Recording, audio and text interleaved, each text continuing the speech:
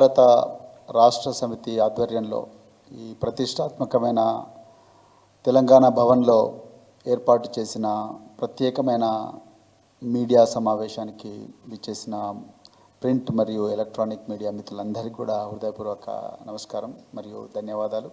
నాతో పాటు BRS senior నాయకులు శ్రీ రంగినేని అభిలాష్ గారు, అదేవిధంగా మరి మహిపాల్ ముదిరాజ్ కొడంగల్ గారు మరి వీరు నాతో ఉన్నారు.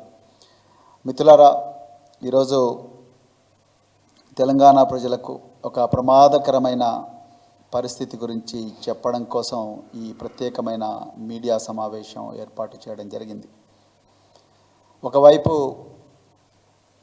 నీటిపారుదల రంగాన్ని, అదేవిధంగా వ్యవసాయ రంగాన్ని, అలాగే పారిశ్రామిక రంగాన్ని, అలాగే పట్టణాభివృద్ధి రంగాన్ని, మరి ముఖ్యంగా రియల్ ఎస్టేట్ రంగాన్ని పూర్తిగా నాశనం చేసిన కాంగ్రెస్ ప్రభుత్వం ఈ రేవంత్ రెడ్డి నాయకత్వంలో మరి ఈరోజు విద్యారంగాన్ని కూడా పూర్తిగా నాశనం చేసే కుట్రలు పన్నుతూ ఉన్నదనేది చాలా క్లియర్గా ఈరోజు అర్థమవుతూ ఉన్నది. ఈ విషయాన్ని తెలంగాణ ప్రజలకు చెప్పాల్సిన బాధ్యత భారత రాష్ట్ర సమితి మీద ఉందనే ఉద్దేశంతోనే ఈరోజు ఈ పత్రికా సమావేశం పెట్టడం జరిగింది. నిన్నటికి నిన్న పరిగి నియోజకవర్గంలో కుల్కచెర్లలో ఒక విద్యార్థి పడుకున్నట్టుగానే చనిపోవడం జరిగింది. ఒక వారం రోజుల క్రితం బాలానగర్లో ఒక గురుకుల పాఠశాలలో ఆరాధ్య అనే ఒక అమ్మాయి పట్టపగలే మరి ఊరేసుకొని చనిపోయిందని అంటున్నారు. అనుమానాస్పదమైన స్థితిలో ఆ అమ్మాయి చనిపోయింది. ఆ అమ్మాయిది కల్వకుర్తి నియోజకవర్గం వెల్దండ. తల్లిదండ్రులు ఇద్దరు కూడా కూలీలే. నేను, జైపాల్ యాదవ్ గారు, ఉప్పల వెంకటేష్ గారు, మిగతా నాయకులందరం, గోలి శ్రీనివాసరెడ్డి గారు అందరం కలిసి ఆ అమ్మాయిని పరామర్శించడానికి వెళ్ళినప్పుడు ఆ అమ్మాయి తల్లి ఒక మాట అన్నది. కేసీఆర్ గారు ఉన్నప్పుడు మరి నా బిడ్డ నీలాగా ఒక ఐపీఎస్ ఆఫీసర్ అవుతాడని చెప్పేసి నేను నా బిడ్డను బాలానగర్ గురుకుల పాఠశాలలో పంపించిన సారు, కానీ అలా రేవంత్ రెడ్డి సర్కారు వచ్చింది, నా బిడ్డను శవంగా చేసి ఇంటికి పంపించారు అని చెప్పి ఆ తల్లి కన్నీరు మున్నీరుగా ఏడుస్తూ ఉన్నది. కనీసం అమ్మాయిని పరామర్శించడానికి జిల్లా కలెక్టర్ కానీ, జిల్లా ఎస్పీ కానీ, జిల్లా విద్యాశాఖ అధికారి కానీ, గురుకుల పాఠశాల అధికారులు కానీ, చివరికి స్థానిక ఎమ్మెల్యే కసిరెడ్డి నారాయణ రెడ్డి గారు ఆ అమ్మాయి దగ్గరికి రాలేదు, ఆ శవం దగ్గరికి. అంటే మీరు ఒక్కసారి ఎంత నిర్దయగా ఈరోజు రేవంత్ రెడ్డి ప్రభుత్వం వ్యవహరిస్తున్నదని తెలంగాణ ప్రజలకు దయచేసి తెలుసుకోవాలని చెప్పేసి ఈ పత్రికా సమావేశం పెట్టడం జరుగుతూ ఉన్నది. ఇక రెండవ ప్రమాదకరమైన విషయం ఏంటంటే, ఇది ముఖ్యంగా తెలంగాణ ప్రజలు గమనించాలి. ఇది ఒక అనెస్థీషియా ఇచ్చి ఆపరేషన్ చేసినట్టుగా, లేకపోతే ఒక మత్తుమంది ఇచ్చి ఒక వ్యక్తిని చంపినట్టుగా తెలంగాణ విద్యాశాఖను, మరి ముఖ్యంగా గురుకుల విద్యాశాఖను పూర్తిగా నాశనం చేస్తుంది రేవంత్ రెడ్డి ప్రభుత్వం. ఉదాహరణకు నేను ఒక్క విషయం చెప్తాను. గత 10 సంవత్సరాల నుండి కేసీఆర్ గారి హయాంలో ఈ గురుకుల పాఠశాలల్లో ఉండే ఈ 40,000 సీట్లకు కానీ, లేకపోతే ప్రతిభా పాఠశాలలకు కానీ ఒక ఎంట్రన్స్ ఎగ్జామ్ జరిగేది. కేసీఆర్ గారి హయాంలో దాదాపుగా 7-8 సంవత్సరాలుగా ప్రతి సీటుకు కూడా 3 అభ్యర్థులు పోటీ పడేవాళ్ళు. అంటే 40 నుంచి 45,000 సీట్లు 5వ తరగతిలో ఉంటే కనీసం 1,50,000 అప్లికేషన్లు వచ్చేవి. కానీ ఈరోజు సిగ్గుతో తల వంచుకోవాల్సిన విషయం ఏంటయ్యా అంటే, ఇప్పటి వరకు 3 సార్లు చివరి తేదీ పొడిగించినప్పటికి కూడా 5వ తరగతి ఎంట్రన్స్ ఎగ్జామినేషన్కు కేవలం 80,000 అప్లికేషన్లే వచ్చినాయి. తెలంగాణ ప్రజలు గుర్తించాలి. ఒకప్పుడు కేసీఆర్ గారి పాలనలో కార్ల మీద వచ్చి ఎక్కడెక్కడో లారీలు, బస్సులు, ఆటోలు, కార్లు ఏ ఉంటే అవి తీసుకొని వచ్చి పెద్ద ఎత్తున తల్లిదండ్రులు గురుకుల పాఠశాల ఎంట్రన్స్ ఎగ్జామినేషన్ హాల్ ముందరికి వచ్చి వాళ్ళ పిల్లలకి ఎంట్రన్స్ రాయించేవాళ్ళు. పోలీసులు బందోబస్తు కూడా పెట్టేవాళ్ళు. ట్రాఫిక్ కూడా డైవర్ట్ చేసేవాళ్ళు ఎంట్రన్స్ ఎగ్జామినేషన్ సందర్భంగా. ఎన్నో స్వచ్ఛంద సంస్థలు వచ్చి నీళ్ళు ఇచ్చేవాళ్ళు, మజ్జిగ ఇచ్చేవాళ్ళు పిల్లల తల్లిదండ్రులకు, పిల్లలకు. కానీ ఈరోజు అలా ఎంత ఘోరమైన పరిస్థితి అలా తెలంగాణలో ఉందంటే దాదాపు 45,000 సీట్లకు కేవలం 80,000 అప్లికేషన్లు మాత్రమే వచ్చినాయి. అయ్యా రేవంత్ రెడ్డి గారు, మీరు మొన్న ఒక సభలో ఏమన్నారు? ఈ విద్యాశాఖను తీర్చిదిద్దడం కోసమే కావాలని నేను ఈ శాఖను నా దగ్గరే పెట్టుకున్న, వేరే వాళ్ళకి ఇవ్వను అన్నాడు. మీరు ఇందుకోసమే విద్యాశాఖను పెట్టుకున్నారా? అంటే దీని గొంతు నిలిమి చంపడం కోసమే విద్యాశాఖను మీ దగ్గర పెట్టుకున్నారా రేవంత్ రెడ్డి గారు? మీరు తెలంగాణ ప్రజలకు సమాధానం చెప్పాల్సిన అవసరం ఉన్నది. కేసీఆర్ గారు ఒక్కొక్క విద్యార్థి మీద దాదాపు ₹1,00,000 ఖర్చు చేసి ఆ విద్యార్థులను అన్ని రంగాల్లో నిష్ణాతులుగా తయారు చేసి వాళ్ళ జీవితాలన్నీ కూడా సమూలంగా మార్చే ప్రయత్నం చేస్తే మీరు కూకటి వేళ్లతో పెకిలించి కేసీఆర్ గారి ఆనవాళ్ళే లేకుండా ఈ విద్యాలయాలను నాశనం చేస్తున్నారనేది చాలా క్లియర్గా అర్థమవుతున్నది. ప్రతి సంవత్సరం కూడా జనవరి నెలలో, ఫిబ్రవరి నెలలో ప్రతిభా పాఠశాలలకు ఎంట్రన్స్ జరిగేది. ప్రతిభా పాఠశాలలు అంటే సెంటర్స్ ఆఫ్ ఎక్సలెన్స్. కేసీఆర్ గారు తెలంగాణలో 39 సెంటర్స్ ఆఫ్ ఎక్సలెన్స్ పెట్టిండు పేద విద్యార్థుల కోసం.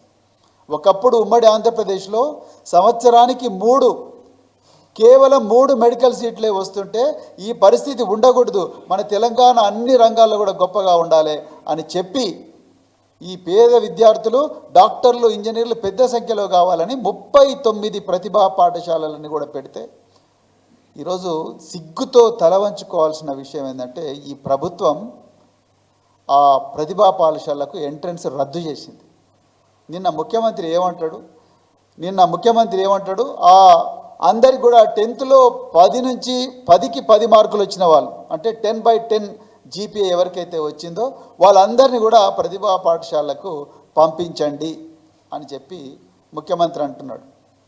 ఈ వ్యవస్థ 2012-13లో ప్రయత్నం చేయబడ్డది ఉమ్మడి ఆంధ్రప్రదేశ్లో. 14లో కూడా ఇది పూర్తిగా విఫలమైందని చెప్పేసి ఆనాడు కేసీఆర్ గారు మనం ఎంట్రన్స్ పెట్టి మెరికల్ లాంటి బిడ్డలను తీసుకొచ్చి ఈ 40 పాఠశాలల్లో పెట్టి వాళ్లకు ప్రత్యేకమైన ఫ్యాకల్టీ పెట్టి వీళ్ళందరినీ ఐఐటీలు, ఎన్ఐటీలు, ఐపర్లు, నైపర్లు, ఐజర్లు, అదేవిధంగా సెంట్రల్ యూనివర్సిటీస్కు పంపిద్దామని ఒక బృహత్తరమైన ప్రణాళిక వేసింది. ఒక కాళేశ్వరం ఎలాగో ఇది ఒక జ్ఞానేశ్వరం లాగా తయారు చేశారు కేసీఆర్ గారు. మరి అలాంటి పరిస్థితికి అలా మొట్టమొదటిసారిగా ఎంట్రన్స్ రద్దు చేసిండ్రు. డైరెక్ట్ అడ్మిషన్ అంట. ఎట్లా ఇస్తారు? 10/10 అందరు విద్యార్థులకు 10/10లో వచ్చిన వాళ్ళు 100 మంది ఉంటారు. 100 మందికి ఇస్తే మరి అందులో ఎవరికి ప్రతిభ ఎక్కువ ఉన్నది, ఎవరికి ప్రతిభ తక్కువ ఉన్నది ఎట్లా తెలుస్తుంది? పోటీ పరీక్షలు నేషనల్ టెస్టింగ్ ఏజెన్సీ కానీ, ఎంసెట్ కానీ, రకరకాల పోటీ పరీక్షలు, CUSET కానీ ఇవన్నీ కూడా అత్యంత కఠోరంగా ఉంటాయి. నీట్ కానీ 10/10 వచ్చిన విద్యార్థులందరూ కూడా ఈ ఎగ్జామినేషన్స్ క్రాక్ చేయలేరు, పాస్ కావాలనే ఉద్దేశంతోనే ఈ 10/10 వచ్చినా, 9/10 వచ్చినా, 8/10 వచ్చినా కూడా ఈ మార్కులు తక్కువ వచ్చినప్పటికి కూడా వీళ్ళ లోపల గొప్ప ప్రతిభ దాగి ఉంటుంది అన్న ఉద్దేశంతోనే 2 levels ఎంట్రన్స్ ఎగ్జామినేషన్ పెట్టడం జరిగింది. నీకు ఏం నొప్పి అవుతున్నదా రేవంత్ రెడ్డి గారు? నాకు అర్థం కాదు. ఈ ఎగ్జామ్ పెడితే తప్పే ఉన్నది, మీ బాధ ఏంది అసలు? ఎందుకు ఈ ఎగ్జామినేషన్ మీరు పెట్టడం లేదు? అంటే ఈ ప్రతిభ ఉండే విద్యార్థులందరూ కూడా అడవిలో కాచిన వెన్నెల్లాగా, బూడిదలో పోసిన పన్నీర్లాగా మళ్ళీ మారుమూల ప్రాంతాల్లోనే ఉంటూ వాళ్ళ జీవితాలు నాశనం కావాలన్నా? ఇప్పుడు ఈ వచ్చిన విద్యార్థులకు, ఈ 10/10 వచ్చిన విద్యార్థులకు గతంలో ఎంత పాఠాలు చెప్పినా కూడా చాలామందికి ఇబ్బంది కాదు. కంఠస్థం చేయడం వేరే, ఒక విషయాన్ని అర్థం చేసుకొని ఎగ్జామ్ రాయడం వేరే, బట్టి పరీక్ష రాయడం వేరే, ఒక కాంపిటేటివ్ ఎగ్జామినేషన్ దానికి పోటీ పరీక్షలకు ప్రిపేర్ అయ్యి రాయడం వేరే. అట్లంటే 10/10 వచ్చిన వాళ్ళందరూ కూడా ఇలా కలెక్టర్లు కావాలి.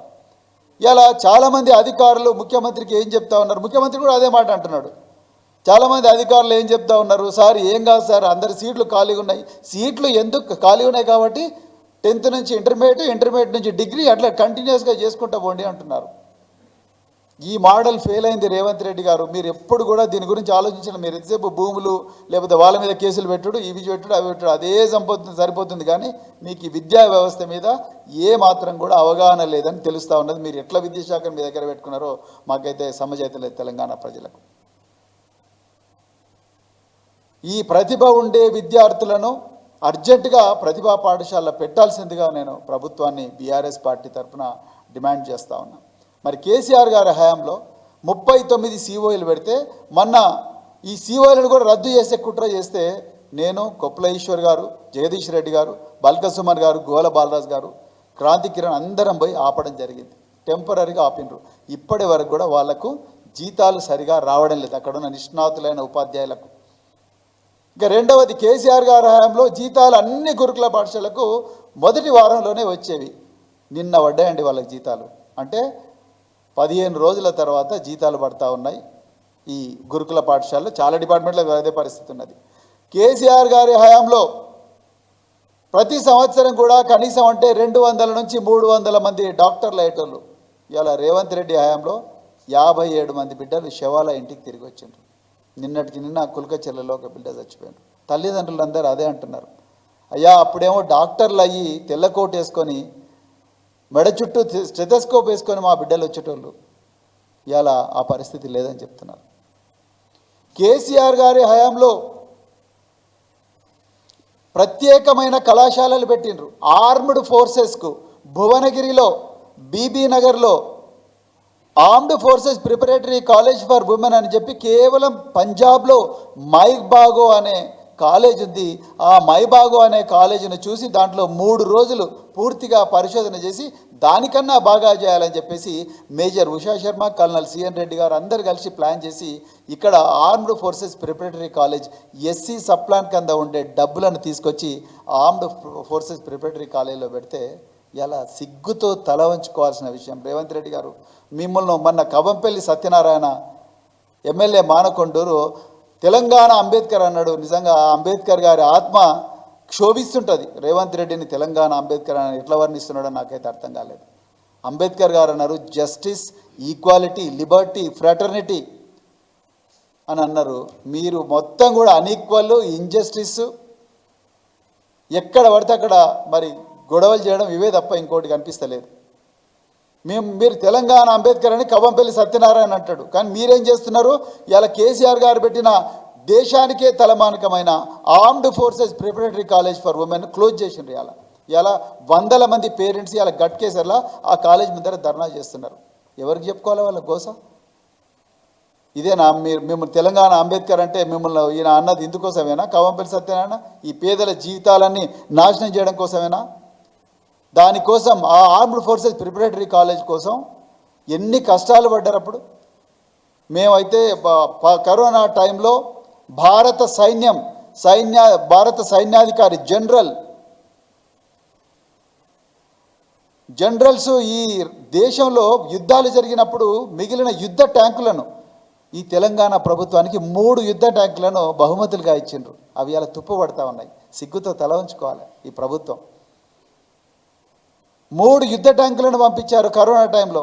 పూణే నుంచి తీసుకొచ్చిన పీనో ఆర్డినెన్స్ ఫ్యాక్టరీ నుంచి తీసుకొచ్చిన యార్డ్ నుంచి ఆ యుద్ధ ట్యాంకుల్లో ఒక యుద్ధ ట్యాంకు బీబీ నగర్లో తుప్పు పట్టిపోతూ ఉన్నది.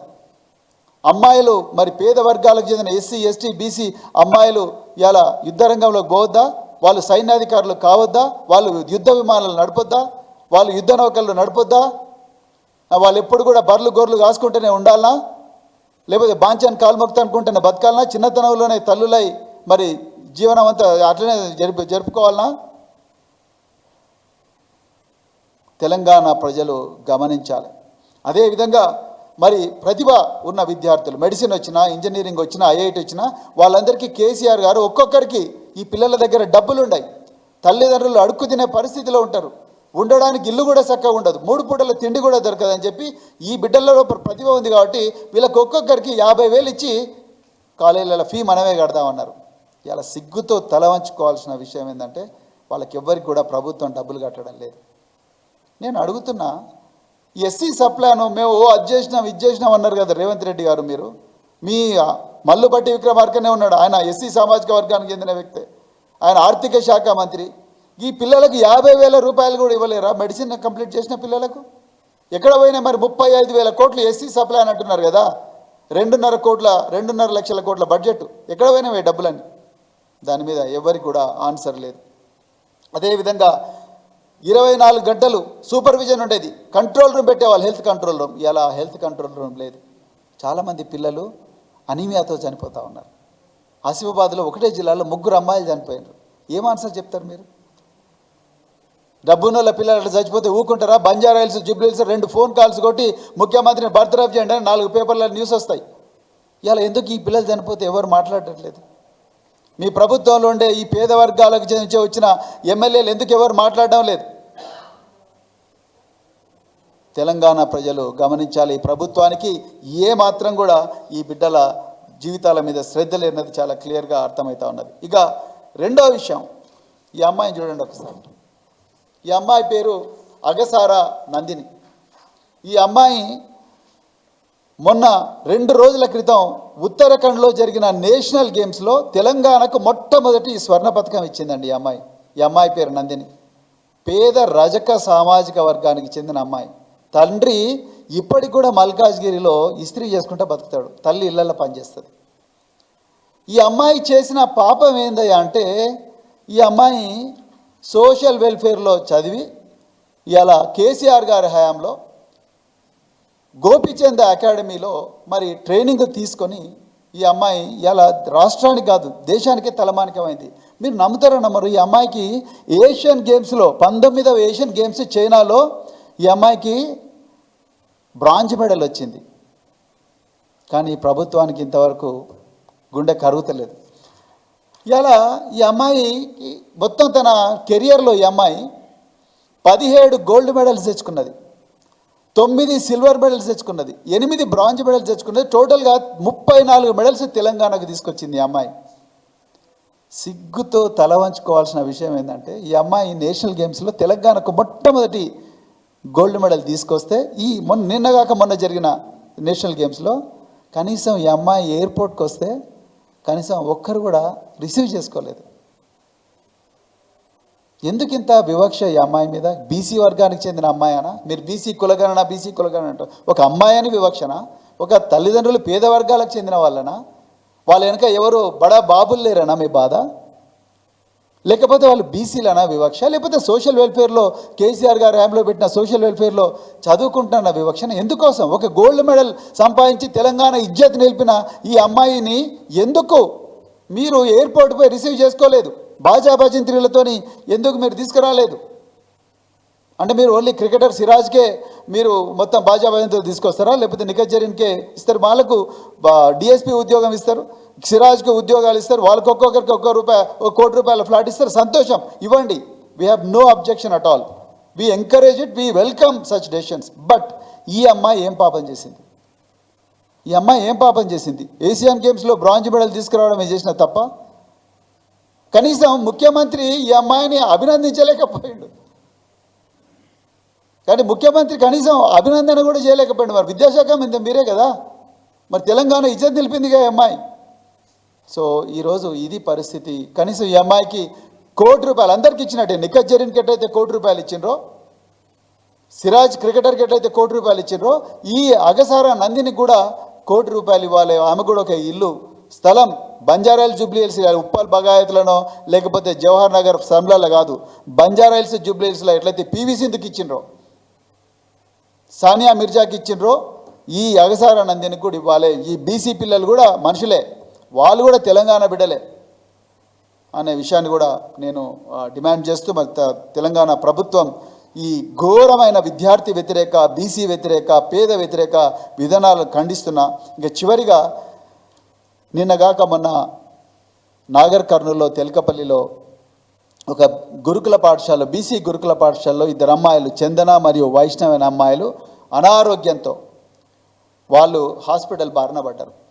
ఆ చుట్టుపక్కల వాళ్ళు 2 అమ్మాయిలు ఆకలితో బాధతోని ఏడుస్తూ ఉన్నారు, నొప్పితో ఏడుస్తూ ఉన్నారని ఎవరో ఫోన్ చేస్తే బీఆర్ఎస్ నాయకులు శివశంకర్ గారు ఇంకొక 5-6 మంది కలిసి పోయిన హాస్పిటల్కి పోయిన తర్వాత ఆ శివశంకర్ అనే ఒక నాయకుడు ఆయన ఒక స్టేట్మెంట్ ఇచ్చిండు. ఈ హాస్టల్లో ఫుడ్ పాయిజన్ అయినట్టుగా ఉన్నది, మరి మేము డిమాండ్ చేస్తున్నాం తెలంగాణ ప్రభుత్వం ఇప్పటికైనా కూడా సదుపాయాలు మంచిగా చేయండి. ఈ పిల్లల జీవితాలు అగమ్య గోచరం అవుతున్నాయి, తల్లిదండ్రులు భయపడుతున్నారు, పక్కా భవనాలు లేవని ఒక స్టేట్మెంట్ ఇచ్చిండు. అది ఇచ్చిండో లేదో మరుసటి రోజు టీ న్యూస్ రిపోర్టర్ శంకరాచారి, ఆ న్యూస్ చదివిన వ్యక్తి ఆయన మీద, అదేవిధంగా ఆ శివశంకర్ మీద పోలీసు వాళ్ళు ఎఫ్ఐఆర్ బుక్ చేసిండ్రు. ఇక ఏం చెప్పాలి? ఆ రాజేష్ రెడ్డి అనే ఎమ్మెల్యే ఉన్నాడు, ఆయన ప్రోద్బలంతో డాక్టర్ రాజేష్ రెడ్డి అంటే ఆయన మరి ఏం డాక్టర్ చదివిండో ఏమో నాకు తెలియదు, కానీ ఇగో ఆయన నిన్న ఎఫ్ఐఆర్ చేసిండ్రు. నేను ఎస్ఐ గారితో మాట్లాడినా, ఎట్లా ఎఫ్ఐఆర్ చేస్తారు? ఆయన ఫుడ్ పాయిజనింగ్ అని చెప్పిండు, మీరు ఫుడ్ పాయిజనింగ్ కాదని ప్రూవ్ చేయండి. ఆ పిల్లలను బలవంతంగా, ఆ పిల్లల పిల్లలతో బలవంతంగా వాళ్ళకి ఏం చెప్తున్నారు, ఆస్తమా ఉంది అని చెప్పి ఒక ప్రైవేట్ దాంట్లో ఎక్స్రే చేసి పంపించారు. నేను చాలామంది పల్మనాలజిస్టులు అడిగిన, ఇది ఆస్తమా అనే చూపిస్తుందా అని అంటే, లేదు సార్ ఇది ఆస్తమా కాదు, ఈ ఎక్స్రే చూసి ఆస్తమా అని చెప్పలేము, దీనికి పల్మనరీ ఫంక్షనల్ టెస్ట్ చేయాలి, ఆస్తమా ఉందా లేదా నిర్ధారించడం కోసం పల్మనరీ ఫంక్షనల్ టెస్ట్ చేయాలని చెప్పేసి చెప్పడం జరిగింది. నేను ఆ విద్యార్థుల తల్లిదండ్రులతో కూడా మాట్లాడినా, ఏమన్నా మీ పిల్లలకి ఎప్పుడైనా ఆస్తమా ఉన్నదా అని అంటే, లేదు సార్ మా పిల్లలకి ఎప్పుడు కూడా ఆస్తమా లాంటివి లేవు అని చెప్పిండ్రు. నేను ఇవాళ కూడా మాట్లాడినా పిల్లలతో.